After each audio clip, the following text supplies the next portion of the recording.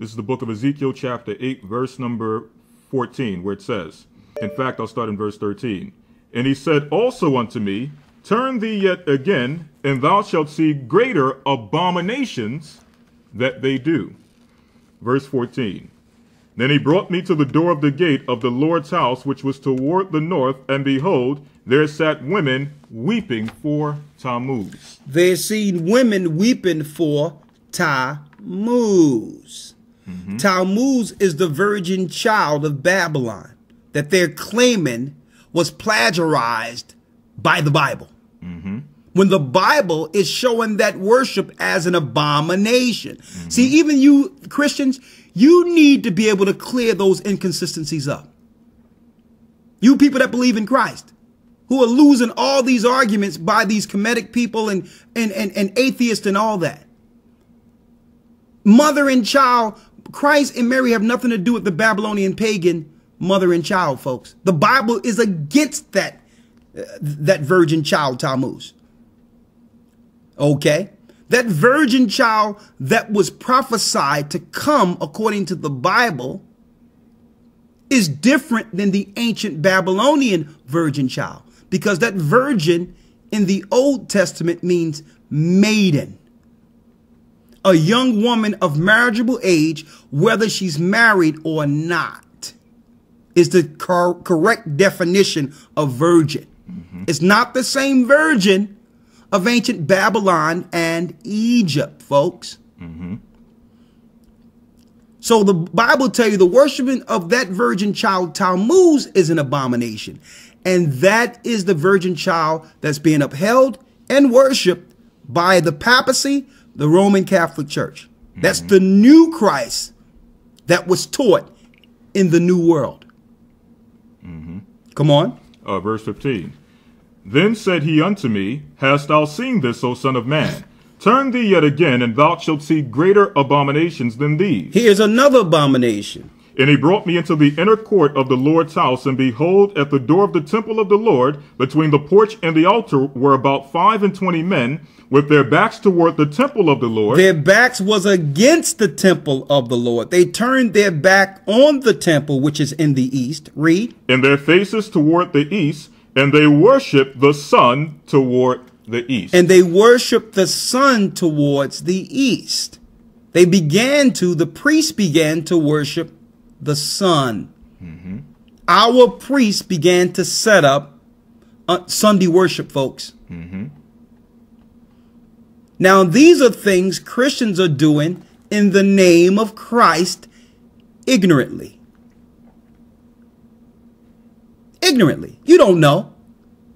You let them just tell you anything. Well, Christ rose on the first day of the week. Let me give you a few first day of the week scriptures, because you don't know anything. You haven't researched. Right. And therefore profane the Sabbath.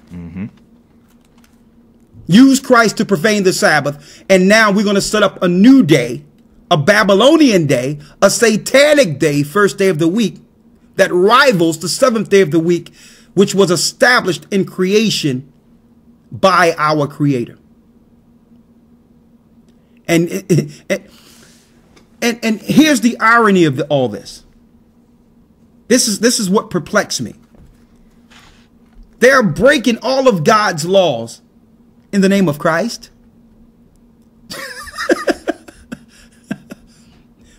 The Most High set up. No, now the Most High made Christ now. Let's make this clear. Christ is an entity from the Father. Okay? The Most High made him to create. So now what the Christians are saying, that Christ came to undo everything that was established by the Father. A lie, folks. We're going to clear it all up today. But let's go back to the Apocrypha here. Yes, sir. Wisdom of Solomon, chapter 14, verse number 16. Come on. Thus, in process of time, an ungodly custom grown strong was kept as a law. Engraven images were worshipped by the commandments of kings. So now the Romans, according to this prophecy, began to uphold a new commandment as a law. Now, mind you, we're looking at a new commandment outside of the commandments written in the same Bible. There was a commandment in Exodus the 20th chapter to remember the Sabbath, to keep it holy. Exodus 20:8. So now they will make a new commandment. No longer will we observe the Sabbath, which is the Israelites' holy day under their God. Now today they try to make it seem like, oh, you deal with the Sabbath. Don't the Jews do that? No, that's garbage, folks. That's garbage what they're trying to claim, that only Jews should worship the Sabbath. All 12 tribes, the whole nation, hallowed the Sabbath day. Not just Judah. Jew is short for Judah, or those of Judea. Judah, Benjamin, and Levi. It wasn't just Judah, Benjamin, and Levi following the Sabbath. All of us hallowed the Sabbath from Friday sundown to Saturday sundown. Christ never undid that. Now, what the Christian church tried to teach is, well, that happened then, before Christ, but once Christ rose the third day, they claim it was on a Sunday, and it wasn't. They claim he rose on a Sunday. And through that, the so-called, who they claim holy fathers. Now, the holy fathers are what you would call Romans philosophy after the disciples. They claim that some guys came later and then commemorated that as a holy day outside of the Sabbath. So it's no longer Sabbath, but Sunday. Liars, deceivers, tricksters. Now, let's just say it happened like they claimed, that Christ was crucified on Good Friday and rose on Sunday. Can you get 3 days between Friday and Sunday? Let's try it. I'm in Friday. 24 hours from Friday is what? Saturday. 24 hours from Saturday is what? Sunday. 24 hours from Sunday is what? Monday. So if it was exactly what they claim it was, that means that Monday should be the first day of the week and the day of worship. Where does Sunday come from? Monday should be, it's technically the second day of the week, but based on the claim, the excuse they're using for having Sunday worship, it should be Monday. You cannot get 3 days between Friday and Sunday. Try it. So even the excuse they're making for Sunday worship doesn't work. Well, he rose on a Sunday. Impossible. You can't get 3 days between Good Friday and Sunday.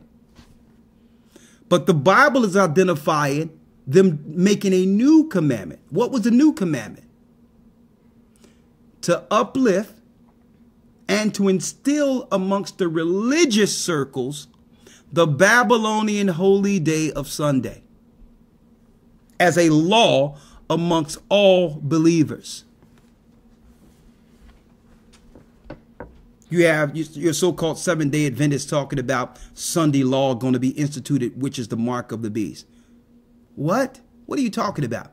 Sunday law been instituted. Churches everywhere make a law for Sunday as the Sabbath. Mm-hmm. Thank you. I appreciate it. Thank you. There you go. Thank you. Now check that out. Right? The Catholic Church been made Sunday law. Doesn't matter what church you're in. You don't worship the Sabbath. So you're under the Sunday law that was instituted through what? The deceivers. Come on. Verse number 17. Whom men could not honor in presence because they dwelt far off. They took the counterfeit of his visage. They took the counterfeit of his visage. Now, do you see why they took the Apocrypha out of the Bible? On top of other reasons, here's one of the main reasons. Now, one reason is it was prophesied that the North American Indians and others would come into a new land. That the people that were conquered in the Americas, in Mexico and these other areas, weren't just some regular nomads or some regular indigenous people. These were Israelites who went into the land after serving under the Assyrian captivity of 721 BC. So they took that out of the Apocrypha so that the indigenous people of Americas would lose the knowledge of their true primal origin, which was and is Israel. These are Israelites, folks. So they took the Apocrypha away from the poor people. And by doing so, took their history from them. Now it's showing what? Read that last piece again. A counterfeit visage. Counterfeit means fake. You know what counterfeit is. You've seen people running around, well, back when I was growing up, try to pass a counterfeit 20 or a counterfeit 100. Counterfeit means fake. You mean to tell me that the Apocrypha is identifying a false image of a son promoted as God? Yes. So the Catholic Church seen that and say, you know what? We're going to make an agreement with the Protestants and others to separate the Apocrypha from those poor people. Okay. Because what we read in Wisdom of Solomon, the 14th chapter, is evidence, exhibit A against us. The false image, us putting up a son to be Christ, worship, making a new commandment for a new day to be worshiped. The Apocrypha is exhibit A against us. Let's move it out of the poor neighborhoods. Come on. Whom men could not honor in presence because they dwelt far off, they took the counterfeit of his visage from far and made an express image of a king whom they honored. They made an express image of a king they honored. Read. To the end that by this their forwardness they might flatter him that was absent as if he were present. So the conquistadors and other white conquerors did what? They began to promote a white image over conquered slaves and Indians to flatter the papacy, to flatter the throne of Rome. They was able to come back and tell the Europeans, listen, it's going to be easy peasy conquering these lands. They have already acknowledged your son as God. We have killed the wise man and have now the poor slaves learning under us. And they believe that your son, Rodrigo, is Christ.